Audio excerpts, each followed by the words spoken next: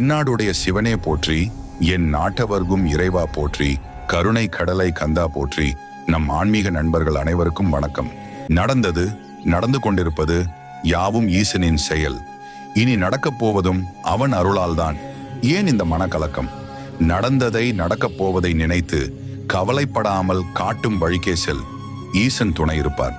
நீ நினைத்து நடக்கும் என்று காட்ட இன்னும் 3 மணி நேரத்தில் உன் கண்ணில் ஏதோ ஒரு வடிவில் நான் காட்சி அளிப்பேன். தவறு செய்து விட்டால் மறைக்காதே, நல்லது செய்த பின் சொல்லி காட்டாதே. கோபம் வரும்போது பேசாதே, மகிழ்ச்சியாக இருக்கும்போது வாக்கு கொடுக்காதே. துன்பத்தில் எவரையும் எடுத்திருந்து பேசாதே, இன்பத்தில் ஒருவரையும் விட்டுவிடாதே. இதை சரியாக பயன்படுத்தினால் உன்னை வெல்ல எவராலும் முடியாது. ஓம் நமச்சிவாய என்று சொல்லிப்பார். கஷ்டம் எல்லாம் தீரும்.